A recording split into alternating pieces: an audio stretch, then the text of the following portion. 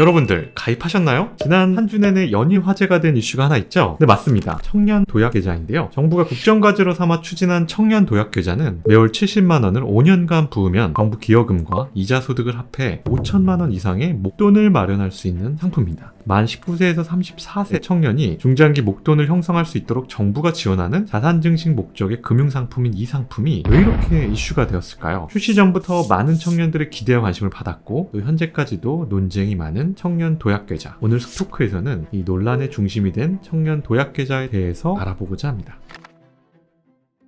많은 분들이 이미 여러 번 들으셨겠지만 많은 언론에서는 청년 도약계좌의 핵심 문제점으로 꼽은 건 수익률인 금리 수준과 소득 기준이었습니다. 대부분의 언론과 경제 유튜버들이 생각하는 초점은 바로 그 두 가지를 중점적으로 설명했고 실제로 은행권과 정부 간의 대립을 중점적으로 보도하면서 서로의 주도권 싸움에 초점이 맞춰지게 되었죠. 그런데 저는 이러한 과정을 보면서 조금은 마음 아팠습니다. 과연 청년들이 이 상품에 대해 고민하는 부분의 핵심이 과연 그것뿐일까? 라는 생각이 들었기 때문입니다. 사실 청년들이 느끼는 건 0.5%의 기준금리를 올리냐 마냐의 문제만 아닐 겁니다. 지금의 젊은 청년들은 이미 코로나 시대의 자산의 급격한 상승의 경험을 느껴본 세대입니다. 물론 많은 청년들이 조금이라도 더 좋은 혜택의 금리로 적금을 들 수 있으면 좋겠지만 0.5%의 금리 차이가 그렇게 절대적으로 크게는 느껴지지 않을 겁니다. 왜 그런지는 지난 정부에서 진행했던 청년 희망 적금의 사례를 보면 알 수 있습니다. 많은 청년들이 가입했던 청년 희망 적금은 벌써 20%가 넘는 약 40만 명에 가까운 청년들이 중도 해지를 했다고 해요. 사실 청년 희망 적금의 경우엔 모든 혜택을 다 받을 경우 금리가 8%까지 달할 정도로 오히려 지금보다 혜택이 더 높기도 했습니다. 그런 적금도 해지율이 무려 20%가 넘는 것입니다. 금리가 더 높았던 2년짜리 적금도 이렇게 많은 분들이 중도 해지를 하는데 5년짜리 적금은 얼마나 더 많은 분들이 해지를 하겠어요. 일반적인 중도 해지 시에는 이러한 페널티가 더 크게 느껴진다는 겁니다. 그러면 도대체 왜 청년들은 해지를 했을까요? 그 이유가 정말 슬프고도 충격적이었는데요. 한 언론사의 보도에 따르면 청년 희망 적금을 이용하다 중도에 해지했다고 밝힌 청년들 중 7명 가운데서 5명이 연봉 3천만 원 이하의 집단이었다고 합니다. 그리고 그 이유는 여윳돈이 없어서였습니다. 나머지 청년들 역시 비싸진 월세, 생활 물가로 인해 장기간 꾸준하게 적금을 붓기가 어려웠다고 답했습니다. 또 코로나 시기 주식이나 다른 투자에 비해 수익률이 적고 자산의 상승 수준이 높지 못했기에 후회하는 청년들도 아주 많았습니다. 이러한 점을 봤을 때 사실 청년들이 생각하는 청년 도약계좌에 고민이 되는 건 어찌 보면 기간과 불확실성이 더 크지 않을까 싶기도 합니다. 실제로 댓글과 커뮤니티에서 제일 많이 나오는 이야기는 납입 금액인 70만원과 5년이란 기간입니다. 특히 기간이 너무 길다라는 말이 많이 나오고 있어요. 오죽하면 대부분의 댓글에는 그 돈과 그 기간이면 애플이나 테슬라를 꾸준하게 사서 들고 있는 게 더 낫다는 이야기가 나오는 것도 바로 그렇기 때문일 겁니다. 사실 만기가 길다는 건 그 긴 기간 동안 목돈이 묶인다는 말과 같죠. 때문에 중도에 해지할 가능성이 커서 희망한 혜택을 제대로 못 받을 수도 있고 심지어 만기를 못 채우고 중도에 해지하면 감면받은 세금을 다시 추징한다고 합니다. 또 청년 도약계좌를 유지하는 동안 운용 수익을 늘릴 수 있는 다른 좋은 투자 기회를 놓칠 수도 있겠죠. 제가 생각하기에 해당 상품에 관심이 많거나 주로 가입할 나이대는 이제 막 사회생활을 시작하는 청년들이라고 생각을 해요. 그런데 그러한 청년들의 나이대에는 가장 돈이 많이 들어가는 시기입니다. 누군가는 결혼 비용이 필요할 수도 있고 결혼으로 인해 부동산을 구매하려는 사람이 있을 수도 있고요. 혹은 직장 출퇴근이나 생계 때문에 차를 주로 사는 시기이기도 하죠. 즉 30세 전후의 청년들에겐 이 5천만 원이라는 돈을 가만히 5년간 꾸준하게 투자하기엔 너무 긴 시간이라는 거죠. 특히나 이 세대는 벼락거지라는 경험을 한 세대입니다. 코로나 시대에 미친 듯이 오르던 물가와 집값을 보면서 하루라도 화폐가 아닌 자산에 투자해서 나의 미래를 대비해야겠다는 생각을 가진 세대이고요. 또 빠르게 파이어족이나 경제적 자유를 이뤄서 큰 부유함이 아니라 자신의 삶을 사는 것에 관심이 많아진 세대이기도 하죠.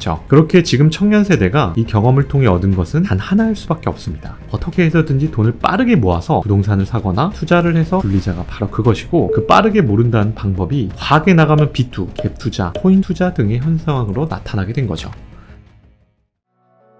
그렇다면 왜 정부는 5년이라는 기간을 정한 걸까요? 2년의 상품에도 청년들의 중도 해지율이 많았음에도 왜 더 긴 기간을 내세운 걸까요? 사실 알고 계신 분이 있을지도 모르지만 기존 공약은 10년간 1억 원이었습니다. 그러나 이 기간이 너무 길다는 대통령의 의견이 반영되면서 그것의 절반인 5년에 5천으로 정해진 거죠. 더 자세한 취지는 금융위원회에 확인해 볼 수 있었습니다. 해당 추진 경과라고 쓰여진 항목에서 이 상품은 현 정부의 주요 국정과제로 청년의 중장기적 자산 형성을 지원하기 위해 추진되어 왔습니다. 라고 적시되어 있습니다. 네, 맞습니다. 여기서 핵심은 청년의 중장기적 자산 형성입니다. 애초에 단기에 짧게 수익을 가져다주는 상품이 아니라 청년들이 만기에 목돈을 만질 수 있도록 하는 것이 목적이기 때문인 거죠. 즉 장기 투자를 유도하고 목돈을 주기 위한 전략의 일환으로 만들어진 상품이라는 겁니다. 사실 정부가 이렇게 국민들에게 중장기 투자를 위한 적금을 만드는 것은 이것이 처음은 아닙니다. 10년 전 박근혜 정부는 당시 서민과 중산층의 목돈 마련을 지원하겠다며 재형저축이라는 것을 부활시켰는데요. 1976년 처음 도입됐다가 재원 부족으로 1995년 폐지됐던 이 저축을 2013년 그 당시 기준 비교적 높은 금리인 4%대의 비과세 혜택을 제공하며 대대적으로 홍보했습니다. 그러나 가입 기간이 무려 7년에 달하고 만기를 채우지 못하면 비과세마저 적용되지 않았습니다. 또 4%의 고정금리는 3년만 해당되면서 나머지 4년은 변동금리가 적용되며 정부 눈치를 보던 은행들이 금리를 낮추기도 했습니다. 결국 재형저축은 출시 불과 6개월 만에 가입자가 줄어들기 시작했고 중도 해지율이 높아지면서 유야무야 됐습니다. 물론 청년 도약계좌 역시 가입 후 3년은 고정금리, 이후 2년은 변동금리가 적용되는 상품이기에 이러한 상황이 반복될 확률이 있죠. 이처럼 장기저축들은 매번 은행권의 변동금리로 처음 고금리를 주겠다는 약속과 달리 금리가 낮아지거나 시장 환경에 맞춰 수익률을 변화하지 못하기 때문에 결국 만기를 못 채운 채 국민들의 돈만 묶어두는 아쉬운 정책으로 남은 겁니다. 다행히도 이번 청년 도약계좌의 경우 주택구입과 같이 특별한 중도 해지의 사유가 있는 경우에는 내 기여금뿐만 아니라 그동안 내가 받았던 혜택을 그대로 받을 수 있게 해준다고 합니다. 내가 만약 5년 안에 내 집 마련을 하겠다고 하면 청년 도약계좌를 가입하는데 문제가 없겠죠. 그러나 청년 도약계좌의 논란은 아직도 진행되고 있습니다. 과연 청년 도약계좌는 청년들의 중장기적 목돈을 모아주는 진정한 좋은 상품으로 남게 될까요?